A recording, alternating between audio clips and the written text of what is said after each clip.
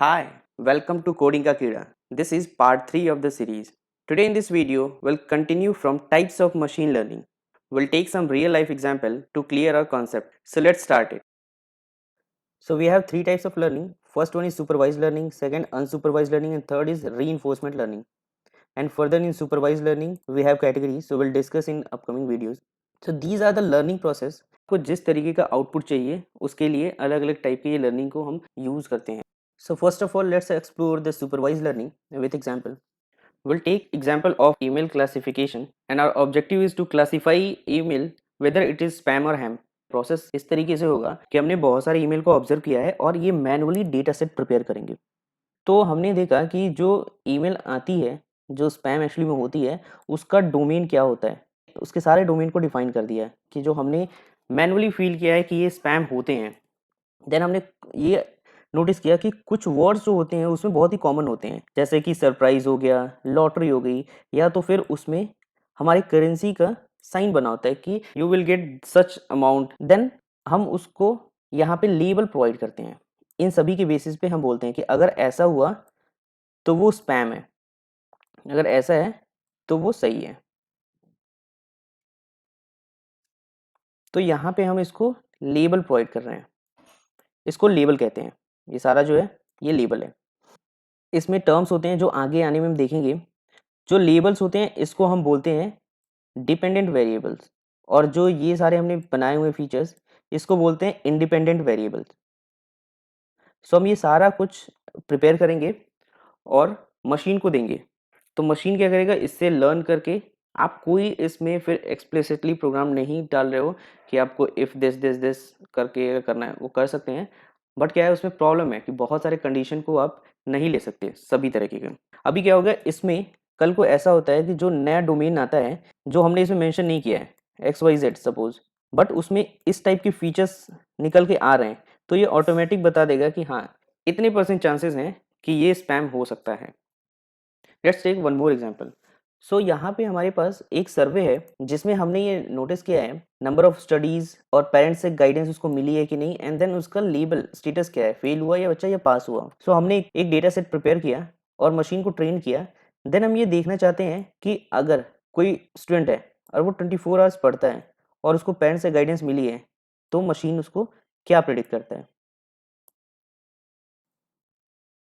As we have seen in previous example, so we provide labels. So label का बहुत important role है यहाँ पे.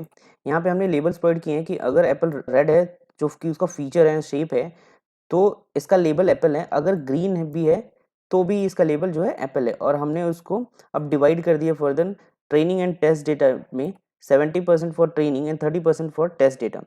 और उसके बाद हम एल्गोरिथम सेलेक्ट करके उसको पास करते हैं. देन ये ट्रेन करता है उसको और आपको एक मॉडल देता है आउटपुट. सो हम टेस्टिंग वाले कि जिससे ये ट्रेन नहीं हुआ है उसको इनपुट देते हैं, जो कि हम बस फीचर दे रहे हैं, यहाँ लेबल नहीं है, फीचर दे रहे हैं, और ये उससे प्रेडिक्ट करके बता रहा है कि ये एप्पल ही है. सो यहाँ पे लेबल का बहुत ही ज़्यादा इंपॉर्टेंट रोल होता है. सुपरवाइज लर्निंग में हम उसको फीचर के साथ साथ गाइड कर रहे हैं लेबल के साथ. So here we have very good application of supervised learning. So most of us we have seen this. So जो हमारा Gmail अकाउंट है उसमें लेबल्स बने होते हैं, ऑटोमेटिक टैब्स बने होते हैं, जो कि आपका मेल जो भी इनकमिंग मेल होता है उसको ऑटोमेटिक क्या करता है, वो फिल्टर कर देता है कि ये टेक्नोलॉजी के लिए, ये स्पोर्ट्स के लिए, फैशन के लिए, आप खुद क्रिएट भी कर सकते हो. तो ये बेसिकली करता क्या है कि कुछ सेलेक्टिव जो वर्ड्स हैं और कुछ सेंटेंस हैं उसको मिला के इसने लेबल खुद प्रिपेयर किया हुआ है. और जो हम खुद लेबल क्रिएट करते हैं उससे भी ये लर्न करके अपने आप को इम्प्रूव करता है.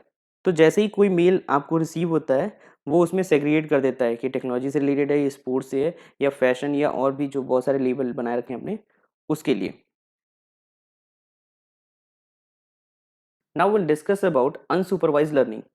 But before this flow chart let's check the real life example. So यहाँ पे भी हम अनसुपरवाइज लर्निंग के केस में भी हम सेम एग्जांपल लेंगे जो हमने सुपरवाइज में लिया था. तो अब उसको थोड़ा सा ट्वीक करते हैं. अब हमारे पास लेबल नहीं है कि वो पास हुआ था या फेल हुआ था.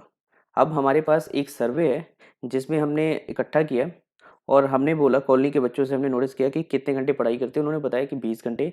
और हमने उनके पेरेंट्स से पूछा कि आप इनकी हेल्प करते हैं, उन्होंने बोला यस हम हेल्प करते हैं, नहीं कर पाते ड्यू टू एनी रीज़न. तो वो सारा हमने सर्वे इकट्ठा किया और उसको डेटा प्रिपेयर किया और हमने मशीन को दे दिया।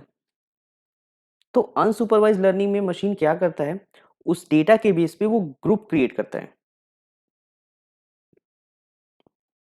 सो यहाँ पे इस डेटा के अकॉर्डिंग उसने 2 ग्रुप क्रिएट किए हैं। फर्स्ट ग्रुप जो 20 घंटे से ज़्यादा पढ़ाई करते हैं और उनको पैरेंटल गाइडेंस मिलती है, और सेकंड ग्रुप उसने जो लेस देन 10 आवर उनका स्टडी टाइम है और उनको पैरेंटल गाइडेंस नहीं मिलती है। तो इस तरीके के पैटर्न्स को वो इकट्ठा करके आपको ग्रुपिंग करके बता देन आप उसको यूज़ कर सकते हो जिस तरीके से भी आपको यूज़ करना है।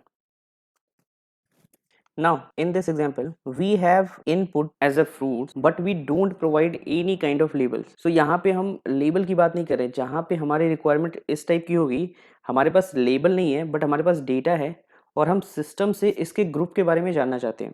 तो हमने ये पूरा सिस्टम को दिया और उसने प्रोसेस किया और उसके बाद उसने आउटपुट दिया। उसको लेबल नहीं पता है बट उसने कलर एंड शेप की बेसिस पे उसने ग्रुप में डिवाइड कर दिया कि ये 3 टाइप के ग्रुप हैं और इसको आप लेबल कर सकते हो, अपने अकॉर्डिंग यूज कर सकते हो। Here we have very good application of unsupervised learning. If you love to watch movies or series on Netflix, then you can easily relate this. कि जो भी आप Netflix के स्क्रीन पे देखते हो वो आपको अच्छी लगती है, मतलब Netflix आपको वही चीज़ें दिखाता है जो आप चाहते हो। वो होता कैसे है, वो आपके टाइमिंग को कब आप वॉच करते हो, किस डायरेक्टर या किस एक्टर या किस टाइप की मूवी आपको पसंद है, थ्रिलर, हॉरर या ड्रामा या रोमांटिक मूवी आप पसंद करते हो, तो उस हिस्ट्री को वो लॉक करता रहता है। उसने अदर्स यूज़र के भी हिस्ट्री लॉक किए हैं और आपकी हिस्ट्री को भी वो लॉक कर रहा है। तो अदर्स यूज़र का जो डेटा है, आपका जो डेटा है, उसके साथ वो मशीन को ये डेटा देता है जिसके अकॉर्डिंग ग्रुप बनता है। अब आप जिस ग्रुप में फॉल करते हो उस ग्रुप के अकॉर्डिंग वो आपको यहाँ पे रैंकिंग के अकॉर्डिंग डिस्प्ले कर देता है। तो जो भी आपके स्क्रीन पे आता है 75% आप जो भी नेटफ्लिक्स रिकमेंड करता है उसके बेसिस पे देखते हो। तो ये बहुत एडवांस मैकेनिज्म यूज़ करता है। इसमें टाइम को भी इंक्लूड करता है ये। अगर आप मॉर्निंग में कुछ देख रहे हो, मॉर्निंग में देखना चाहते हो, ऑन किया है, तो आपके सामने रिकमेंडेशन कुछ और आएगी। सो आपका जो टेस्ट है उसके अकॉर्डिंग वो सर्व करता है। Now we have very advanced type of learning, that is reinforcement learning. So इसमें मशीन खुद से ही सीखती है एंड पेनल्टी एंड रिवॉर्ड्स के बेसिस पे वो अपने आप को करेक्ट करती है। So let's take the example. So here will take example of self driving car and हम चेक करेंगे कैसे वो अपनी लर्निंग प्रोसेस को इम्प्रूव करती है। सो जैसे हम previous learning process supervise learning में हम क्या करते थे कि डेटा के साथ उसके लेबल्स को प्रोवाइड करते थे। अनसुपरवाइज लर्निंग में हम क्या करते थे, डेटा प्रोवाइड कर रहे हैं तो वो ग्रुप को क्रिएट कर रहा है, बट इसमें हम कोई डेटा प्रोवाइड नहीं कर रहे हैं तो ये सेल्फ डेटा प्रिपेयर करता है। तो हमारे पास सेंसर अलग अलग टाइप के लगे हुए हैं जो रोड में पॉट होल्स हैं, एक्सेलरेशन को चेक करें, ब्रेक को चेक करें, और अगर आपको शॉक लग रहा है तो वो भी सारे बहुत सारे सेंसर आपने लगा रखे हैं। तो उन सभी सेंसरों से आपको इनपुट मिल रहा है, मशीन को इनपुट मिल रहा है और मशीन उससे सीख रही है। तो फर्स्ट टाइम वो क्या ट्राई करेगी, उसको दिखा कि पॉट होल है तो उसने क्या किया, एक्सेलरेट कर दिया, तो उसको बहुत ज़्यादा जर्क लगा तो उसने क्या किया, अपने आप को एक पेनल्टी पॉइंट डाल दिया उसमें, ये नहीं करना है। नेक्स्ट उसने ब्रेक लगा दिया तो वो भी नहीं करना है क्योंकि आगे रास्ता खाली है। नेक्स्ट पॉटहोल जब मिला आपको तो उसने स्लो डाउन किया, थर्ड स्टेप, तो उसने अपने आप को रिवॉर्ड्स दिया। सो ये एक्शन की आइटरेशन चलती रहती है on different different condition and rewards and penalty के बेसिस पे वो अपने आप को इम्प्रूव करता है एंड देन वो एक समरी प्रिपेयर करता है जिसमें कंडीशन के साथ साथ उसके रिकमेंडेड एक्शन होते हैं जिसके बेसिस पे वो अब एक्शन लेता है। Best application of reinforcement learning is Tesla self-driving car. Thanks for watching this video.